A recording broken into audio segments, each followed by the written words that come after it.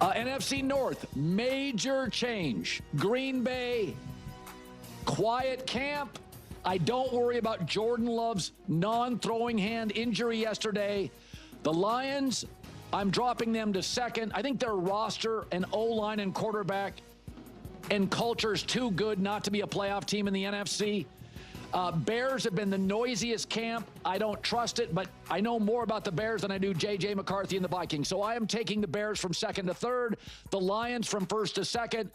And the more I look at Green Bay, they love their first-round pick, the more I like the Packers. Do not worry about Jordan Love's non-throwing hand. He will start week 1. Yeah, it's not about Jordan Love having a problem with his non-throwing hand. It's just the fact that it is legitimate recovery time. It's going to be discomfort. He's having legitimate surgery on his hand, and it's debilitating.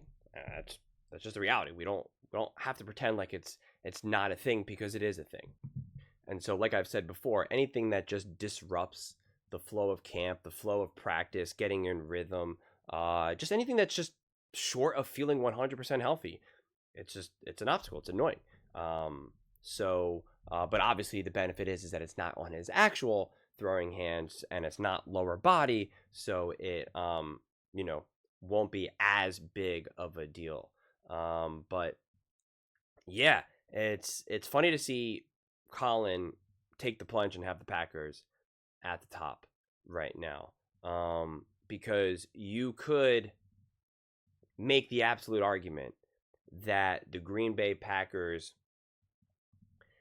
have the best coach quarterback combination, especially when factoring in continuity. And you guys all know that I am huge, absolutely massive on coach quarterback duos, especially paired with a great defensive coach on the other side of the ball, which the Packers very much have. And even if you want to say right now that Jared Goff is a better quarterback, he's just more complete, more experienced, more of a veteran. He's been around the block once or twice. He's literally played in a Super Bowl. That would be a fair conclusion to draw. I don't think, because I think there's still plenty of room for Jordan Love to grow and develop, and his peak can be way higher than a Jared Goff. But if we're just saying like in the immediate present moment in terms of levels of consistency that you can rely, you can be more comfortable relying on maybe a Jared Goff over a Jordan Love. I don't think that's controversial by any stretch of the imagination. But you're going to feel infinitely more confident with Jordan Love and Matt LaFleur combined together, especially when considering the development of Jordan Love improving and getting better, and question Jared Goff now with a new coordinator, essentially a new offensive coach for him. There's real question marks about that. There's absolutely positively real question marks. And the Lions do have a great roster. They absolutely undeniably have a great roster, and make no mistake about it, great coaching or not great coaching, Jared Goff still deserves a tremendous amount of credit for the success that the Lions were able to have.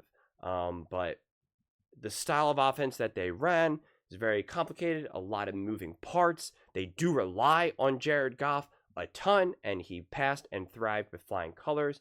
And it's just unclear to me that you can bring in another coach and kind of just pick up where you left behind.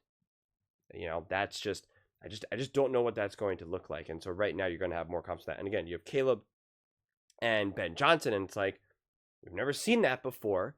And Caleb definitely has a lot of development, ahead of him. And J.J. McCarthy has never taken a snap in the NFL, right? And so it's just like, really in a lot of ways, you can make the argument. It's a little bit different with Jared Goff because he's coordinator dependent. But you can make the argument that each quarterback in this division and coach combined, they have the potential to be the best coach quarterback duo, right? Like they truly have the potential to do that.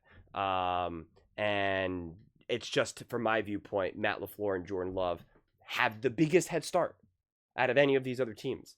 And that's why it's like, I want to see that head start. I want to see that in practice. I want to see that when they're actually playing, when it matters most. I want to be like, well, that's Jordan Love and Matt LaFleur together for years now. That they have that head start, right? Like that's what I want to be able to see more than anything from the Green Bay Packers when looking at them in relation to this team, because you can make the argument that the Vikings have a better roster, a better defense. Or I shouldn't say a better defense, but just a little bit more complete team and weapons that really have the potential to just go through the roof like a Justin Jefferson. You could make the argument that the Bears have the most innovative offensive coach right now in this division. You could say that the Lions actually probably technically have maybe the best roster, but like they got 2 new coordinators right now, and it's like, what the heck do you do with that? And I think like anything, like the Packers have kind of what's led them to success over these last couple of years is that they have a really, really good roster. Ideally, now this past draft, they added someone who can be legitimately special. And with a healthy Jordan Love, he can be special. And you have a special head coach.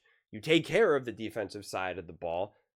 Good now becomes great. Great now becomes special. Special now becomes winning the division and being a top team in the NFL. But the way how I look at it is, it's just like, it's up to the Packers to put it together. It's up to the Packers to take advantage of the fact that the Detroit Lions have 2 new coaches on both sides of the ball. That matters massively.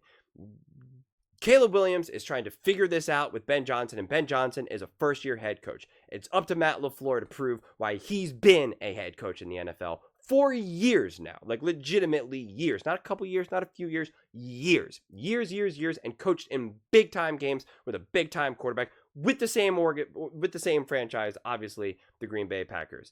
And it's up to the Green Bay Packers and Jordan Love and Matt LaFleur and everyone else to show J.J. McCarthy is a young, brand new quarterback in the NFL. And Kevin O'Connell is still trying to figure out how to get over this hump and actually win some playoff games. The Packers have that head start. They absolutely, undeniably have that head start, and it is 100% up to them to prove why, and to maintain that, and to show you this is why. This is why, this is why, this is why. This is what we got. And I'm excited to see if they do it. Honestly, I really am, but the team's got to stay healthy. They got to stay healthy, and I think they need, I think they need reps. Jordan Love needs reps. I want to see Matt LaFleur and Jordan Love feel connected and feel that they're on the same page. It didn't feel like they were necessarily on the same page last year, and so that's why I hang on this injury, because I'm just like, no, they need to be together. They need to have the reps. They need to go through all this. I need to see this, start to come together, and it starts essentially in August more than anything right now.